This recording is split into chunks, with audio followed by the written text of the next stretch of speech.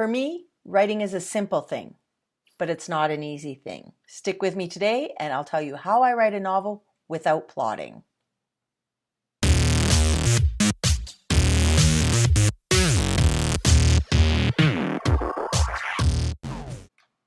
I think I was lucky because when I first started writing, I didn't know anything about it. I didn't have the education as a writer. I didn't take creative writing classes. I didn't take online classes or courses. I just decided I was going to sit down and write a book. So that's what I did. By the time I started my first novel, I had already written over 20 short stories and I'd never plotted a thing. I didn't know anything about plotting, so I just tackled it the same way I tackled my short stories. I started with the character, I put them in a situation that I thought could be entertaining, and I just followed it. I just kept going with it. Now, how do I go with it? I just write the scene, and then at the end of the scene, I usually do something, take a shower, take a nap, have something to eat. And while I'm doing that, my brain cooks over the question of what now? What happens next? What can I do to this guy next?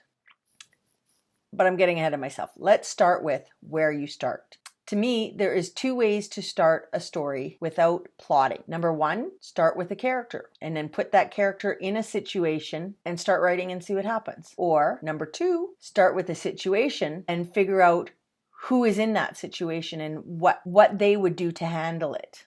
Either way you start, we end up with number three. Number three is what if. There's two really big questions when I write a story without plotting. I always ask myself one or the other of these two questions after every scene.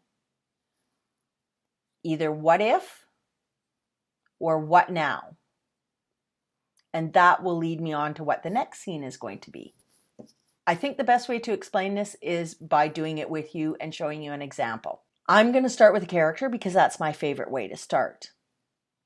Let's take this picture. Now I look at this picture and I wonder what this guy's name is. He looks like a Max to me. Doesn't he look like a Max? Kind of like a kick-ass kind of guy.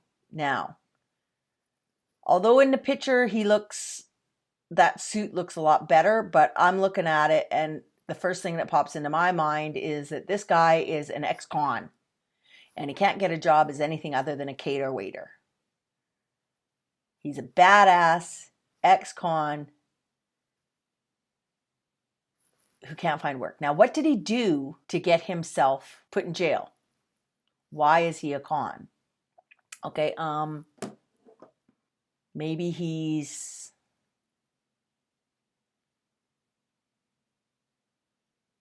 a cop. Maybe he's an ex-cop, a bad cop, somebody who got caught doing something.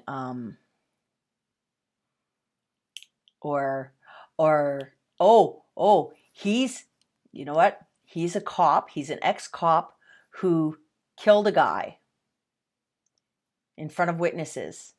He killed the guy who raped his little sister.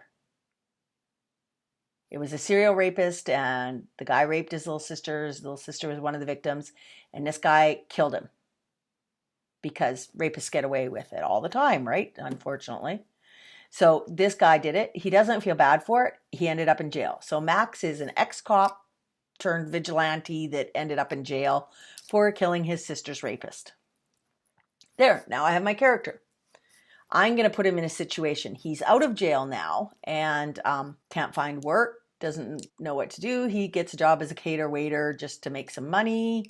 And he's catering an event. So there's my first scene. That's how I open the book. It's in his point of view and he's catering this event. He's an ex-cop, so he notices things, but he's trying not to notice them because he's actually not a cop anymore. He's an ex-con and nobody will listen to him and he just wants to mind his own business and make some money and live a quiet life. But something happens at this event. Maybe they get robbed, maybe somebody dies. Maybe he sees a woman not being raped because that's why he went to jail. It's got to be something else. Maybe he sees a woman that with a bruise underneath her makeup or anything, but something's going to happen in this. So that's the way I start. I write that first scene, and as soon as I start writing and he starts noticing things, something else happens, and you just roll with it. You just roll with it. Something's going to happen when you're writing that scene. And then at the end of the scene, you ask yourself one of those two questions. What if or what now? So if all it was that he noticed something that clicked in his brain, but it wasn't it, then you would ask yourself, what if? What if as he was leaving, he saw the woman with the bruise being shoved into a different car? Or what if she slipped him a note for some reason?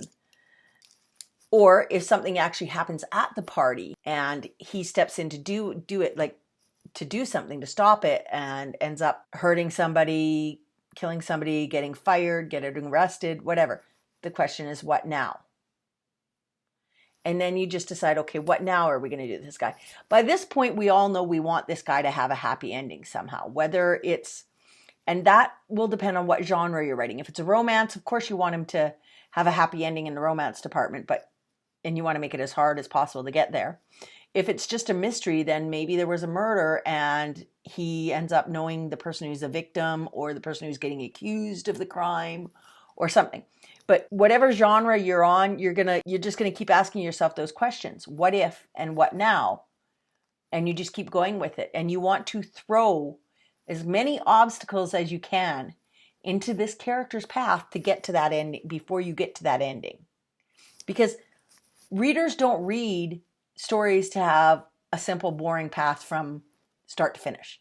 They want the ups and downs and twists and turns. After I'd been writing for a while, and I learned that most people plot, and I gave myself a chance to try plotting, I learned a couple of things about myself. And this is just it. You're going to learn more about yourself and how you write and what works for you and what doesn't work for you as you go on, just like everything else in life.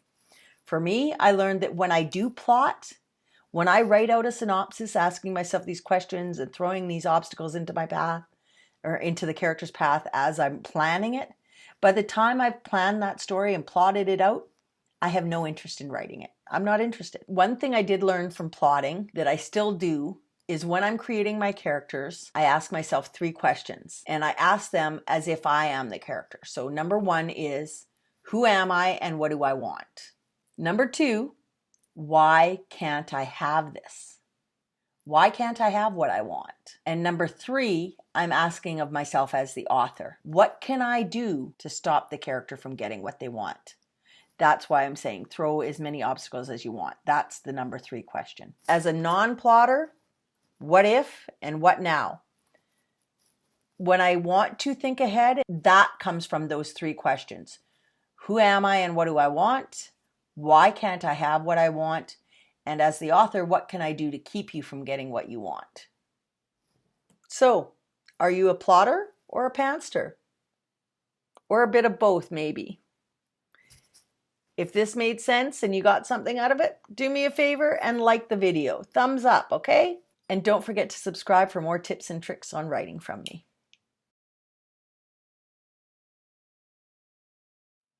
To me, writing is easy. No, that's so wrong, isn't it, baby? What's that? Who's that?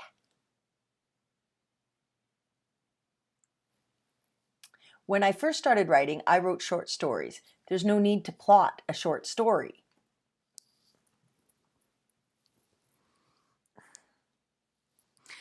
Come on, get out of my way.